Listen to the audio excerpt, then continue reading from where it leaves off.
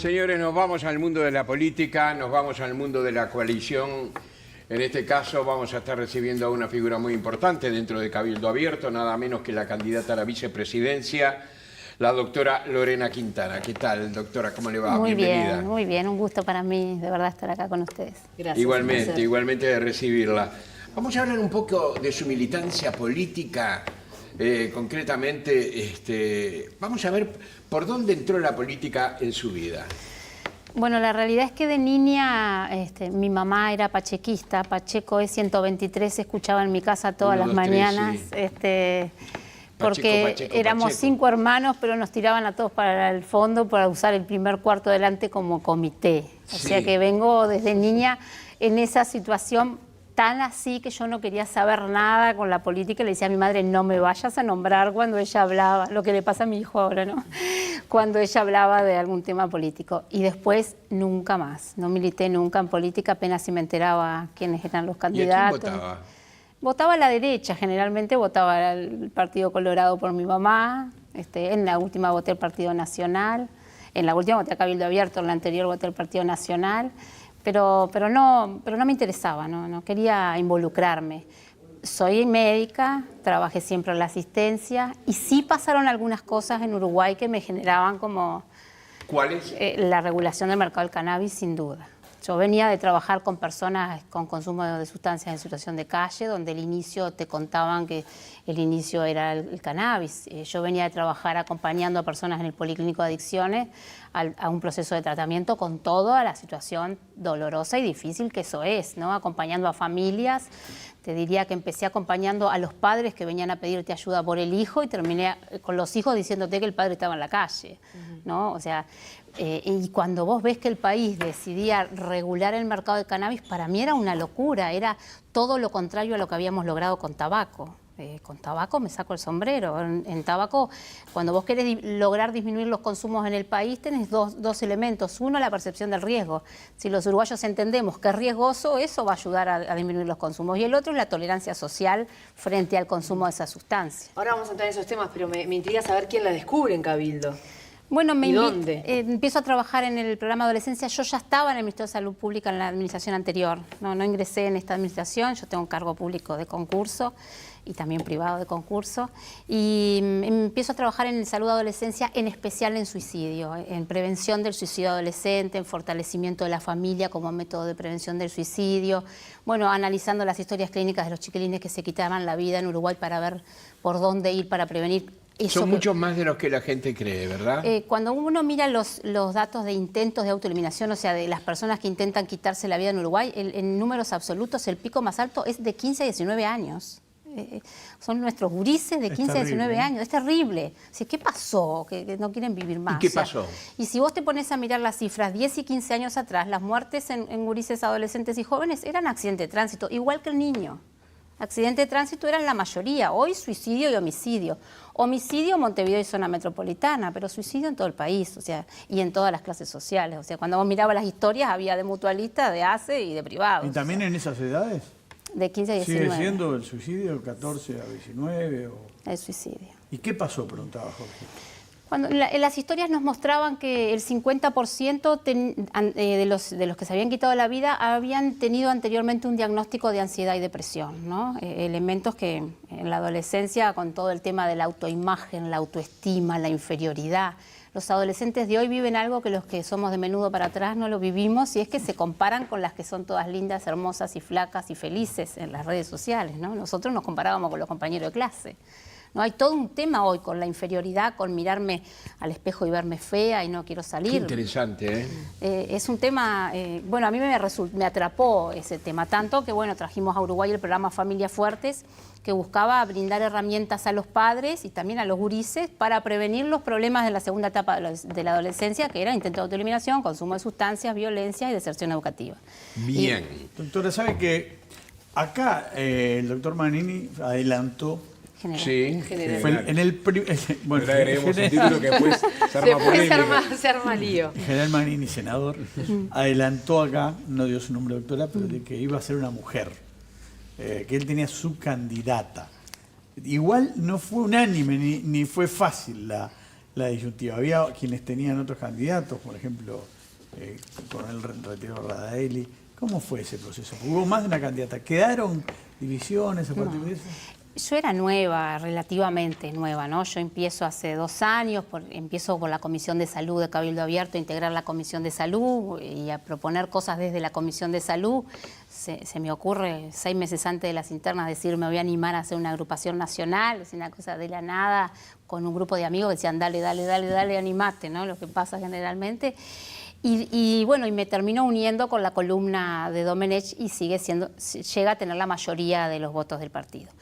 A mí Manini me cita, me dice que era una posibilidad que yo fuera una de las personas elegidas como candidata a vicepresidente y que la situación era que habían 4 temas que Cabildo Abierto iba a priorizar: seguridad pública, el tema de la deuda y la usura, ¿no? Un tema que Cabildo Abierto viene trabajando, adicciones y familia. Y adicciones y familia es en lo que trabajé toda mi vida. Entonces él entendía que nos complementábamos para llevar adelante esos 4 temas, pero que había que ver si teníamos el voto necesario en el Congreso. Era más que esperable que quienes dirigieron por tiempo columnas y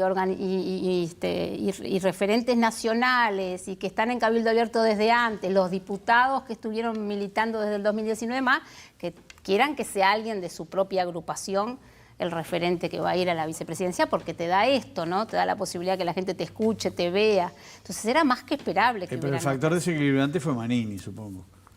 Bueno, yo qué sé, yo trabajé antes de las internas, antes de imaginar tener una agrupación nacional, iba a visitar a las agrupaciones del interior a hablar de adicciones y salud mental. Eran mis 2 temas y convocaban gente y me invitaron. O sea, a mí me llegaron a conocer por los temas que trabajo. ¿No quedaron resquemores ahí o sí? No, yo creo que no. Yo creo que una vez que se votó... De hecho, todo lo que sucedió el día del Congreso de Cabildo Abierto, en la votación de la vicepresidencia no tuvo dificultades. Fue luego, ¿no?, que empiezan con el tema que se vota el programa del partido y demás. Pero durante la votación, fue una votación tranquila, cada uno levantaba su voto y se contaron los votos. Nosotros íbamos sumando para ver si llegábamos. Pero para mí, toda una oportunidad, ¿no? Toda una oportunidad.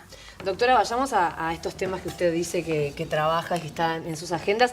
Recién hablaba de la política antitabaco, pero usted había hablado de este tema ya en el semanario de búsqueda que recoge, que usted propone que el próximo gobierno de Uruguay debe seguir una política similar a la adoptada por Tabaré Vázquez en la lucha antitabaco en su primera administración.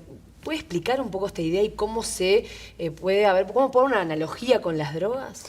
Mira, cuando vos querés hacer prevención, vos tenés 2 posibles objetivos. El primero es lograr que sean menos los que consuman drogas, la que vos quieras. Lograr que sean menos los que consuman cocaína, lograr que sean menos, que sea a edades más tardías que inician los consumos, que sean menos los que pasan a tener un consumo problemático. Ese tiene que ser, es uno de los objetivos de la política de prevención. Ejemplo, tabaco. O tenés otro objetivo, que es disminuir el daño. Consuman todo lo que quieran. Como Estado solamente me encargo de disminuir el riesgo y daño que tenés al consumir esa sustancia. ¿Cuál es la política actual? Que es una continuidad de la última administración del Frente Amplio, solamente disminuir el daño. Entonces, ¿qué hacen? Reparten bolsitas de agua en los bailes donde venden éxtasis. ¿Disminuye el consumo de éxtasis? No. Disminuye el riesgo de deshidratación que tiene el éxtasis. ¿Qué es lo que hacen? Hacer un cartel, como había en la interbalnearia, que decía, si vas a consumir, para pasarla bien, que sea cannabis de buena calidad, porque yo quiero evitarte el daño si el cannabis es de mala calidad. Pero no es mi objetivo de la política disminuir el número de consumidores. Y yo creo que es un error, que nuestra política tiene que ser intentar de que sean menos. El presidente Vázquez no decía fuma todo lo que quieras, ponele filtro. Fuma todo lo que quieras, que sea un tabaco de buena calidad. Decía, no hay que fumar. En los congresos de oncología decía, el tabaco hace daño. Pero entonces usted va específicamente a lo comunicativo, porque el tabaco está habilitado a fumar, ¿no? Sí. Es diferente hacer una política contra algo que es que no se puede consumir, solamente la marihuana, ¿no? Pero pensando en el resto de las drogas, el consumo del tabaco que no estaba prohibido, no es una droga prohibida. Consumir, los uruguayos podemos consumir lo que quieramos mientras no le hagamos un daño a un tercero. No hay ninguna droga que esté prohibida consumir. Otra cosa es el mercado. Lo que yo digo es a dónde apunta tu política de prevención. Si yo quiero que sean menos los que consuman una sustancia, tengo que enseñar en todos los niveles educativos el riesgo que tiene consumir esa sustancia. Mirá lo que pasó con tabaco. Todos los niveles educativos, a nivel comunitario, los clubes deportivos, enseñaron el riesgo del consumo de tabaco. Los gurises venían a la casa y le decían, abuelo, no fume, que te hace mal.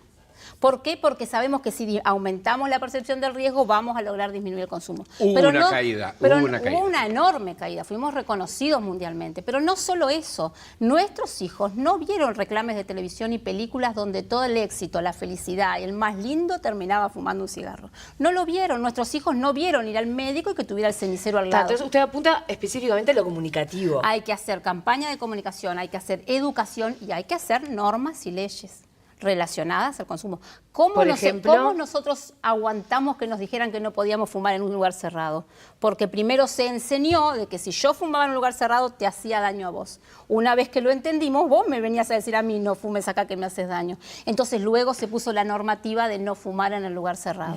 Entonces, ¿qué hicimos con cannabis? Todo lo contrario. Pero sacando el cannabis, ¿cómo puede traspolar esto a, por ejemplo, el consumo de la cocaína? ¿Cuáles son las sustancias más consumidas en Uruguay? Cocaína, cannabis, alcohol. Las más consumidas, hagamos la educación en todos los niveles del riesgo de estas sustancias.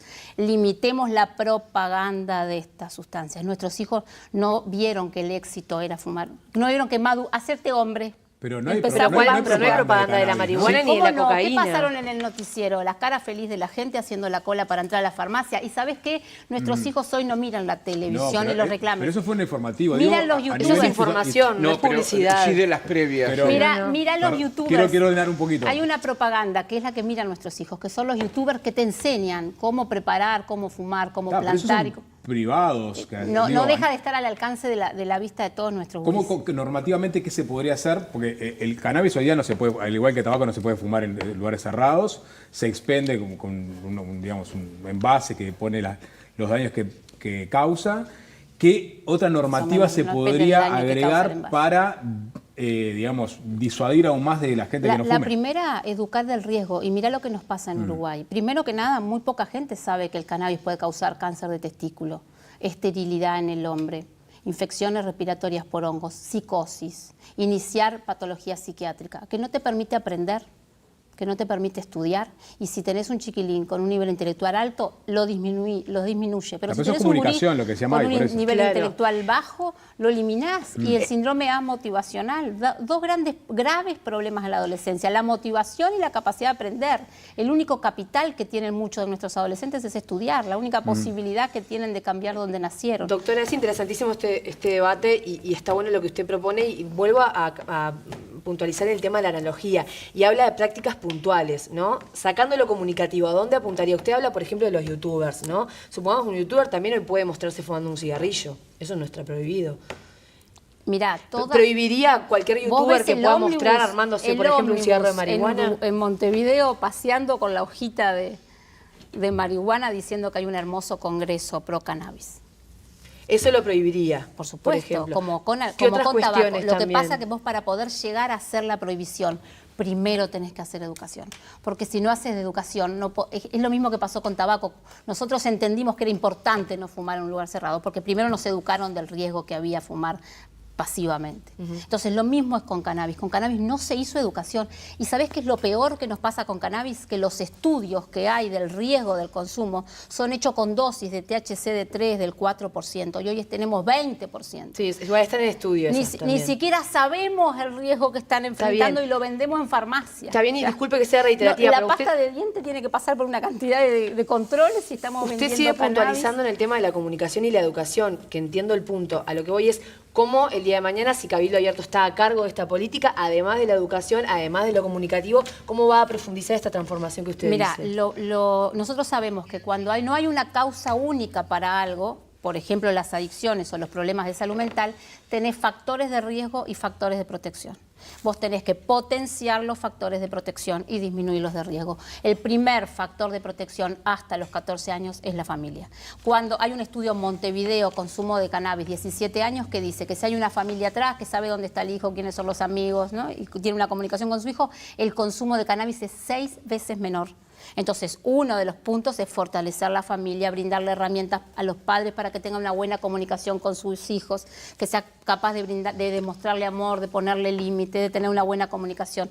La otra es generar oportunidades. Un chiquilín que tiene oportunidades educativas, laborales, deportivas, artísticas, que es parte de un grupo, que tiene una meta, que tiene un sueño, es mucho más difícil que tenga un problema por las adicciones. Los países como Islandia, me dirán, son rubios y bailan el vals, pero los países como Islandia, que logran, su meta es familia, comunidad y oportunidades, no tienen los problemas que tenemos nosotros ni con consumo ni con el Quintana, narcotráfico. tenemos muchos temas para desarrollar. Hay muchos puntos en el programa de Cabildo Abierto que está bueno abarcar.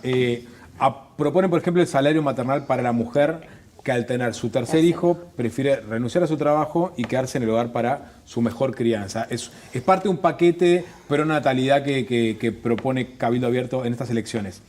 La primera que le pregunto sintéticamente es de cuánto sería ese salario que están pensando. Y después la otra, si quiere, se la hago a continuación. Bien. Cabildo Abierto entiende que el problema de la natalidad es un problema grave, que no podemos mirar para el costado, que si nosotros seguimos en esta situación, la especie en vías de extinción son los orientales, ¿no? Porque cada vez nacen menos, se sorprendieron porque habían 6.000 niños menos en la educación este año, van a haber menos el año que viene y muchos menos el otro. Entonces, un tema que hay que abordar de alguna forma es que la natalidad no siga en descenso y en caída en picada como viene en Uruguay. Los estudios de comportamientos reproductivos en Uruguay dicen que luego de pasada la edad reproductiva, los uruguayos dicen haber tenido menos hijos de los que hubieran querido tener. Y cuando les preguntan las causas, es la económica, ¿no? Es el tema de la guardería, la cuidadora, la comida. Está bien, eso ya lo hemos escuchado a lo largo de estos Entonces, años con Cabildo. Esta política puntual. Nosotros entendemos que esta es una solución al problema. No es la única, que tiene que haber una mesa de diálogo, que esto es un problema país y no partidario, ¿no? Que es un problema todo, porque ¿quién va a pagar la jubilación de todos los uruguayos si seguimos así? Entonces, una de las propuestas es que haya un apoyo económico para aquella familia, para aquella madre y para aquella familia que pueden tener su tercer hijo. Porque ahí viene la pregunta de los demógrafos, por ejemplo, que dicen, ¿por qué en vez de invertir en estos hijos para que nazcan, estas madres para que tengan un tercer hijo, ¿por qué no invertir en los ya nacidos, ya que tenemos un 20% de pobreza infantil, ¿no? No tenemos dudas que hay que invertir en los ya nacidos. De hecho, en el programa está el tema de la pobreza pero infantil. la frazada es corta, sabe bien. Y está, pero igual esto es una inversión que es necesaria hacer. O no, Mucho algunos más dirán, capaz que es mejor no crecer porque tenemos la población más controlada en cuanto a capacidades económicas. Mucho más caro te va a salir la seguridad social si no siguen habiendo uruguayos en nacimiento. Mucho más caro te va a salir. Hay otra propuesta que es para la clase media en especial, que es la clase media la que además decide tener menos hijos de los que quisiera tener, y es la disminución del IRPF hasta llegar a un IRPF de 0 por el número de hijos en la familia. Son propuestas. Entendemos que ningún otro partido propone nada y que el problema de la baja natalidad hay que abordarlo. Quizás hay propuestas mejores, sentémonos entre todos, pero este tema hay que pensarlo y hay que solucionarlo. Cabildo Abierto se ha manifestado siempre en contra del aborto, ¿verdad? ¿Por qué no ha pedido reglamentar concretamente la ley del aborto? Porque ni el Partido Nacional, ni el Partido Colorado, ni el Partido Independiente, mucho menos el Frente Amplio, apoyaría a Cabildo Abierto si se para en contra del aborto. Entonces entendemos que veamos cómo salvar las dos vidas. ¿Por qué esa distancia entre una posición y la otra? Porque no es muy políticamente correcto hoy pararte en contra del aborto. Ah, Porque si te salís a decir que sos un defensor de las dos vidas, que querés defender la vida, enseguida te llenas de enemigos. Se te viene una avalancha mediática enorme. Entonces, bueno, pensemos cuál es la causa por la cual las mujeres en Uruguay deciden el aborto. De verdad, estamos en un país donde la causa económica tiene que ser la causa de la decisión del aborto. Y si hay otra causa que puede no ser económica y puede ser una mujer que por alguna situación no pueda tener ese hijo, ¿no será que podemos ayudar en ese acto de amor que es dar en adopción y lo puede tener y salvar esa vida y darlo en adopción cuando tenemos tantas parejas que vienen a la consulta con esa angustia de no poder tener hijos un mes y otro mes. Entonces, ¿por qué no pensar en medidas para que no tengan que tener esa decisión del aborto? Nosotros somos pro vida y buscamos defender y salvar las dos vidas. Bien. Doctora, otro tema es la ideología de género, un tema polémico en el mundo. Ustedes proponen la eliminación de cualquier contenido en la educación que tenga que ver con la ideología de género. Se propone eliminar. ¿Qué es lo que hay que eliminar? Es decir, ¿qué es para ustedes la ideología de género? Mira, porque mucha gente niega que exista la ideología en de el género. programa de salud sexual, de educación sexual, dice que a los 3 años, jardín de 3, hay que aleccionarlos en la construcción de la identidad de género. En jardín de 4 dice que hay que aleccionarlos en la construcción de que la identidad de género es una construcción social. Cercano a los 10 años se le dice al niño que no nació ni mujer ni hombre, que nació neutro, que su sexo es algo designado por un médico al nacer y que fue la sociedad la que le hizo creer que era mujer o hombre. Eso de ciencia ¿Eso es un texto de no tiene primaria? nada. Es en los textos de primaria. ¿Eso último que dijo? Está colgado como bibliografía en el nuevo plan de educación. O sea, cambió la educación, cambiaron los titulares, cambió la gobernanza también, pero después algunas cosas cambiaron de titulares, pero no sacaron la ideología de género en la educación. Y la verdad, yo no quiero que a mi hijo le digan que no nació ni mujer ni hombre, porque eso de ciencia no tiene nada. No tiene nada, eso es ideología. Nosotros nacemos, es más, antes de nacer, desde que estamos en el vientre de nuestra madre, somos mujer o hombre. No se construye la identidad, se construye la personalidad. Entonces, nosotros entendemos que a los niños un cerebro inmaduro, un cerebro inocente, que hasta los 8 o 10 años de temas de sexualidad no es necesario hablar, que sí hay que hablar de cuidados, sí hay que hablar de cómo cuidar el cuerpo para evitar, por supuesto, problemas como el abuso sexual. Sí hay que enseñarles de cuidados, pero no hay que enseñarles ideología. Que la educación sexual tiene que estar, que es necesaria, pero tiene que estar basada en ciencia, no en ideología. Por supuesto que el adulto con sus gustos sexuales es libre de hacer lo Pero que si hay quiera. algo científico es justamente la construcción del significado de lo que es la ideología de género o la construcción de la identidad. Es decir, que Quintana no comparta esos preceptos no significa que no haya hayan cientistas que los abundante apoyen. bibliografía que la vale y que incluso las Nosotros- autoridades de enseñanza decidan incorporar esa Mirá, bibliografía yo en soy los médico. programas. El sexo no te lo designó el médico cuando naciste. El sexo vos sos, todas tus células son masculinas. Vos tenés una enzima en el hígado que yo no la tengo porque vos sos varón y yo soy mujer. Mi cadera, lamentablemente, es diferente El que la sexo tuya. biológico, El sí, sexo pero biológico. nadie dice que el ¿Por qué sexo hay que biológico no te enseñarle lo dan? a un niño menor de 10 años con un cerebro inocente algo que no es ciencia? Pero Y alguien- yo alguien comparto que vos pienses de una forma y yo de la otra. Y no es para convencerte a ti me de cuesta que creer pienses. esos extremos de ejemplos que me está poniendo, por eso digo. Lee el programa de educación sexual y lo encontrás. Usted habla de ciencia, pero también se identifica como una mujer de fe. Sí. Y muchas veces las cosas que atraviesan... Soy cristiana. Cristiana. Y muchas veces las cosas que atraviesan a la fe de ciencia tienen poco. Bueno, vos decís por qué, porque no puedo creer en Dios, No, por no, ser no porque no puedas. médico. Yo también creo en Dios. Ah. Yo también me ¿Cristiana o identifico. católica, perdón? No, cristiana, evangélica, no soy católica. Ujú. No, era simplemente una duda y justamente atando con el tema de la Iglesia Católica, este fin de semana el diario El País hizo un informe de la situación, la crisis que atraviesa la Iglesia Católica. Es un dualismo que se mantiene en Uruguay y en todo el mundo. Cada vez la Iglesia Católica pierde más fieles. ¿Por qué apuntar a ese electorado que parece ser cada vez menos? No, yo no apunto a un electorado, yo digo lo que pienso. No, entiendo que hay gente que va a pensar igual que yo y va a compartir, sea o no sea cristiano, lo que yo hablo. Bueno, pero usted decía, Ah, por ejemplo, si habló del tema del aborto, me gano muchos enemigos. Y no me importa, lo hablo igual porque es lo que yo creo, es lo que yo defiendo, porque entiendo que hay una vida y que el primer derecho, los que hablan de la agenda de derechos, el primer derecho es el derecho a vivir. Sí, lo Entonces, hablan, ¿por pero no qué lo llevaron unos- adelante como política pública. ¿Cómo? Claro, no lo llevaron adelante como propuesta de política pública. Cabildo abierto, Exacto. con el 11%, con 3 senadores, con todo el resto de los senadores en contra de esta posibilidad. Es muy difícil, Cabildo abierto tendría que crecer y tendríamos que ser mayoría parlamentaria para lograr cambiar esto en Uruguay. Pero bueno, no por eso nos vamos a quedar en silencio. No apunto a un electorado como diciendo voy a calcular qué digo para ganarme un electorado. No, si no, no estaría diciendo nada de lo que estoy diciendo acá. Otros temas, hay muchos temas en el programa. Ustedes, por ejemplo, hablan de plantea la necesidad de aumentar el número de médicos especialistas para que la población no tenga que esperar meses para ser atendida. Esto lo dijo concretamente el general Manini en la presentación del programa, ¿no?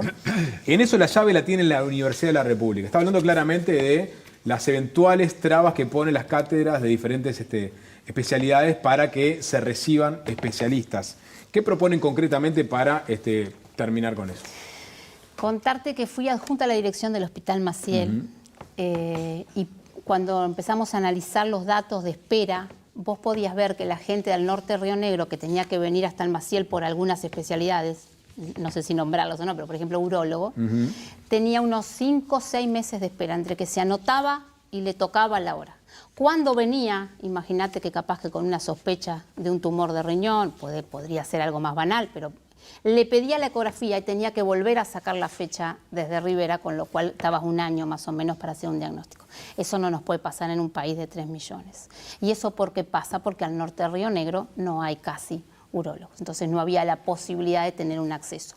Una oportunidad de mejorar esto sin duda que es la telemedicina, ¿no? Que del otro lado esté un médico de referencia y en la telemedicina esté el urólogo, sin duda que es un aprender para todos, porque el médico de referencia cuando le consulta al urólogo aprende también, ¿no? Y el urólogo le dice, pedile esto, fíjate, si el cálculo es menor de 5 milímetros, quédate tranquilo, ¿no? Y el médico de referencia ya iba solucionando algunas especialidades a través de la telemedicina.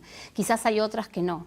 Entonces, ¿quién decide cuántos especialistas de cada especialidad se forman cada año, ingresan a la residencia? Es la Universidad de la República. También está la presión de los gremios, ¿no? Pero, Por perdón, supuesto. pero ¿qué harían concretamente? Algunos no se resuelven desde hace muchos años y hubieron médicos ¿Qué harían presidentes. concretamente para que las cátedras abran la cantidad de egresados? Entendemos que hay que ayudar, porque es verdad que a veces hay algunas especialidades que para poder formarse en Artigas, para poder formarse y tener un especialista en Salto, necesitas tener docentes, ¿no? Hay una cantidad de cosas que también hay que ver cómo se pueden subsanar. Hoy tenemos las clases virtuales, ¿no? Hay una cantidad de cosas que hoy se pueden acceder. Entonces, es ver qué necesita la Universidad de la República para que el número de especialistas que se formen lo decidamos con la necesidad del país. ¿Será que seguimos necesitando muchos pediatras o será que hay que disminuirlos? ¿Será que necesitamos más psiquiatras? ¿Pero cómo los disminuís ahí? Porque vos no podés decirle... Vos cuando de pediatra. Cuando vos te recibís de médico, das un examen único. Desde hace 2 años hay un examen único en la residencia y los 300 que se reciben de médico dan el mismo examen y se hacen un ranking. Y después se dicen cuántos cupos de cada especialidad tenés. Bueno, entendemos que los cupos para las especialidades se deben de decidir no porque la cátedra quiera tener 20, 25, 34 o 2, sino por las necesidades. Y que va a ser una cosa en un proceso, obviamente. No vas a pasar de 2 a 25 porque no tenés docentes para poderlos acompañar. Pero que la cantidad de que se forman, que lo pagamos todos, ¿no? Porque la residencia es paga por el Estado, que se pueda hacer en conjunto. Que digamos, bueno, ¿qué necesita la universidad y qué podemos desde el Estado ver para que se formen más? Nosotros en 3 años, si aumentamos la cantidad de psiquiatras, quizás logramos cubrir las necesidades al norte de Río Negro. Y lo mismo con otras especialidades. Bueno, se ha calificado a Cabildo Abierto como el socio díscolo de la coalición. Acépteme esa palabra. Y yo recién entré. ¿Va a ser más díscola aún? Ahí está. Acépteme esa palabra. Sí. Y parece ser, a través de las encuestas y diversas publicaciones que se han realizado, que eso no ha sido buen negocio para Cabildo Abierto, que no ha crecido Cabildo Abierto. ¿Qué me dice al respecto? Mira, así como hablar de estos temas, como hablamos la gente de Cabildo Abierto, muchas veces no es fácil porque es pararte en contra de una corriente, entendemos que decir que votás a Cabildo Abierto tampoco. Por eso creemos que las encuestas nos dan... ¿Por qué razón? Porque votar a Cabildo Abierto significa que opino como Cabildo Abierto. ¿Y eso qué significa? Y eso significa estar a favor de la vida, estar en defensa de la familia, pararte en contra de la regulación del mercado de las drogas, entender que la seguridad en Uruguay hay que cambiarla. ¿Y qué de malo hay en eso? Y va como en contra de la corriente, de lo políticamente correcto. De la corriente woke, dice usted. De la corriente woke. Bueno, pero la corriente woke está prácticamente en declinación en el mundo. Lo políticamente correcto, todo eso ha comenzado a caer concretamente. Esperemos que el péndulo empiece Sí, por ejemplo, un Milei no es muy políticamente correcto. ¿Cómo? No, un Para Milei no nada. es muy políticamente correcto Sí, y es presidente de la Argentina. Digo, llevado en esa comparativa, ¿por qué Cabildo los números no le dan como tal vez usted proyectaba? Después de todo, a estas alturas, en el 2019, las cifras daban más o menos igual y después crecieron a un 11, ¿no? Para el tema de las elecciones. pero era lo nuevo, ¿no? que nosotros no trabajamos previo a las internas porque no había disputación por la presidencia. Cabildo ya tenía su elección, que era Manini. Y bueno, que realmente la campaña para mostrar cuáles son las propuestas de Cabildo Abierto empezaron enseguida el Congreso nuestro, fue cuando se designa mi persona, y o sea, en realidad vamos muy poco, ¿no? Y además Cabildo Abierto sin duda no tiene el dinero que tienen otros partidos políticos, ¿no? Vos mirás el diario y te saludan algunos todos los días en el diario, ¿no? O mirás la prensa y es continuamente los reclames. Cabildo Abierto no tiene el dinero para poder hacer eso. Hay todo un tema también. Tiene que contratar un mejor jefe de juntada de plata. ¿Qué tema es? ¿No? Porque ¿quién tiene el poder después? ¿El que se pone la banda presidencial o el que Y bueno. puso la plata en la billetera? Doctora Lorena Quintana, ha sido muy interesante de escucharla, ¿eh? Muchas Gracias por gracias. venir. Un placer.